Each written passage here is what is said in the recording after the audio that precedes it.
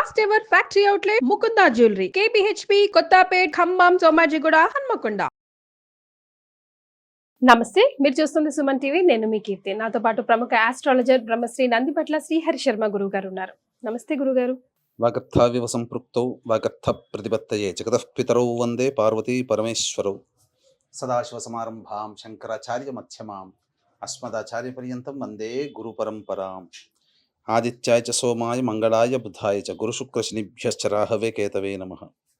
శృంగేరి జగద్గురు పీఠాధిపతులకి, కంచి పీఠాధిపతులకి నమస్కారములు తెలియజేసుకుంటూ కార్యక్రమాన్ని ప్రారంభిద్దాం. గురుగారు, సంవత్సరానికి 24 ఏకాదశులు వస్తూ ఉంటాయి. ఒకదానికొకటి పరమ పవిత్రమైనదని చెప్తూ ఉంటాం. కానీ పుష్యమాసంలో వచ్చే ఈ ఏకాదశికి చాలా విశిష్టం ఉంది.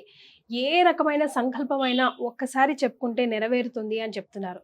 ఎందుకు పుష్యమాసంలో వచ్చే ఈ ఏకాదశికి అంత ప్రాధాన్యత? అసలు ఎవరెవరికి వర్తిస్తుంది?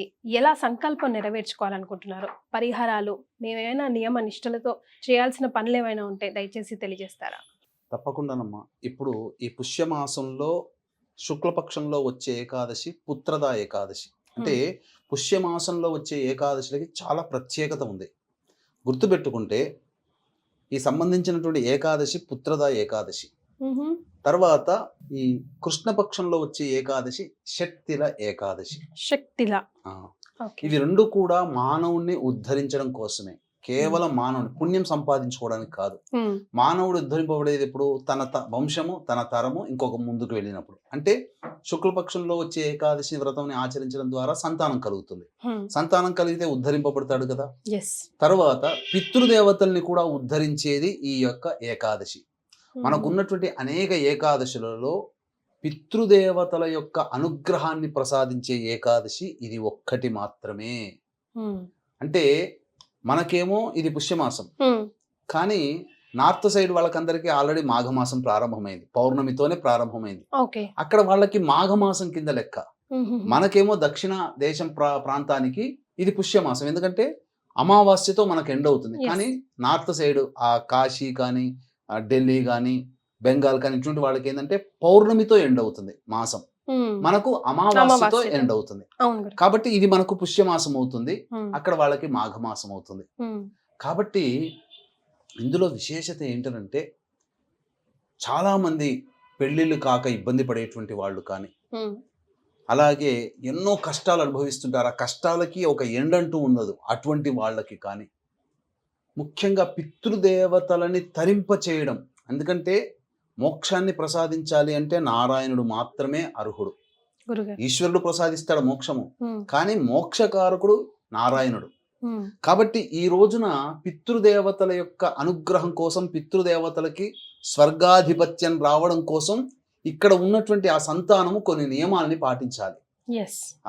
గురుగారు, ముఖ్యంగా సంతానం కోసం ఎంతైతే పాటు పడుతున్నామో సత్సంతానం కోసం కూడా అంతే ఇబ్బందులు పడుతూ ఉన్నారు గురుగారు.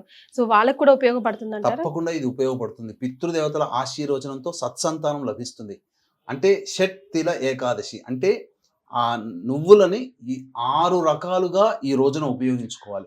షట్తిల అంటే 6 రకాల నువ్వులు. తిల్ అంటే నువ్వులు కదా గురుగారు హిందీలో. ఈ నువ్వులని 6 విధాలుగా మానవుడు ఉపయోగించాలి ఏకాదశి రోజున.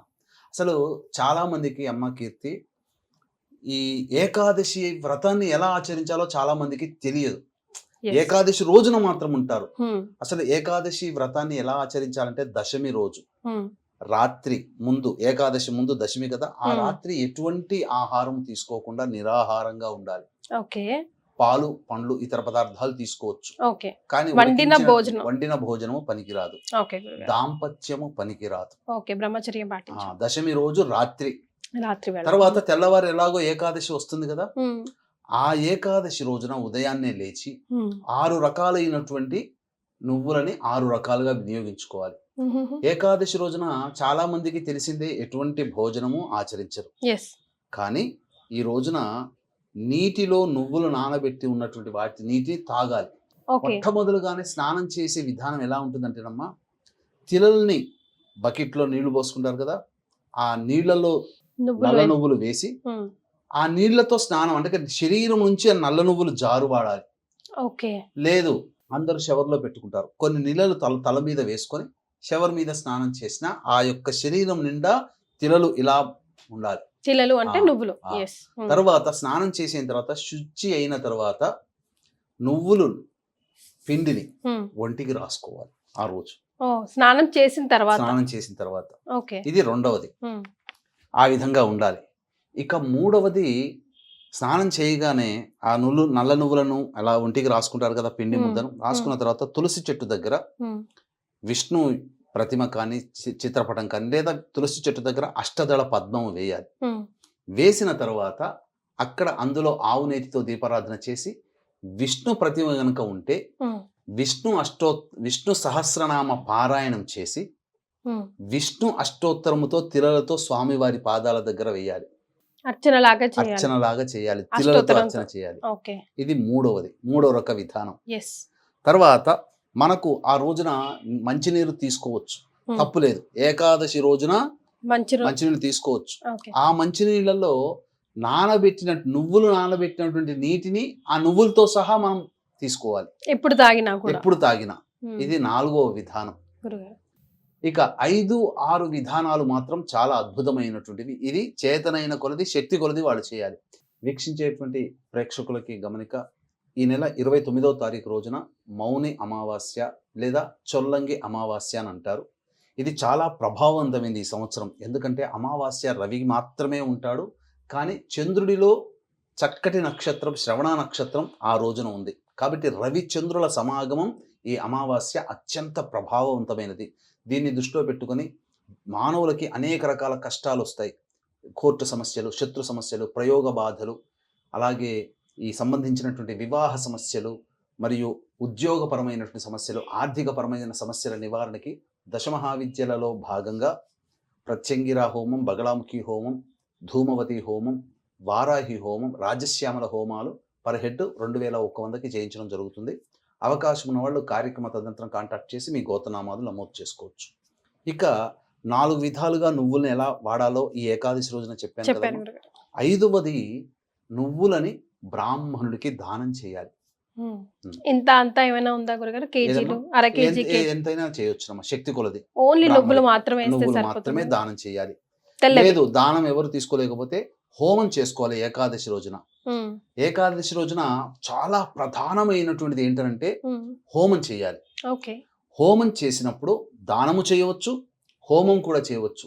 ఆ హోమంలో ఆ రోజున సకల పాప క్షయార్థము ఈ సంబంధించినటువంటి నువ్వులతో, నల్ల నువ్వులతో విష్ణుమూర్తికి సంబంధించినటువంటి నారాయణ హోమం, తెల్ల నువ్వులతో ఈశ్వర హోమం, రుద్ర హోమం జరిపించుకోవాలి. మానవుడికి సకల పాపాలు, గత జన్మ కర్మదోషాలన్నీ తొలగిపోతాయి.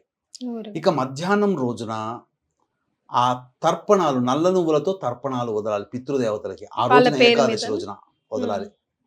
ఇక తర్వాత ఆ రోజంతా ఉపవాసం ఉంటారు కదా, నీళ్ళు ఎప్పుడు తాగినా నువ్వులు కలిపిన నీళ్ళని తాగాలి.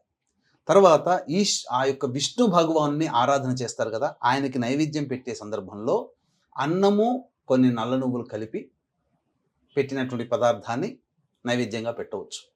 తర్వాత ఆ రోజంతా ఉండి ద్వాదశి తిథి రోజున, ఆదివారం అయింది, ఆ రోజున మూలా నక్షత్రం ఉంది, ద్వాదశి తిథి ఉంది, రాత్రి వరకు ఉంది. కాబట్టి ద్వాదశి తిథి రోజున పొద్దునే లేచి కాలకృత్యాదులు తీర్చుకొని మళ్ళీ తులసి చెట్టు దగ్గర ఆవునేతితో దీపారాధన చేసి విష్ణు సహస్రనామ పారాయణం చేసి తదనంతరం చక్కగా ఆ యొక్క అన్నము, నువ్వులు కలిపినటువంటి తెల్ల నువ్వులైనా నల్ల నువ్వులైన పదార్థంని నైవేద్యంగా పెట్టి ఎవరికైనా ఒక వ్యక్తికి అన్నము సంతర్పణ, అన్నదాన సంతర్పణ ఆ విధంగా చేసి తర్వాత కుటుంబ సభ్యులు అందరూ కలిసి ఈ యొక్క తిలలతో కూడుకున్నటువంటి పదార్థాన్ని భోజనంగా స్వీకరించాలి.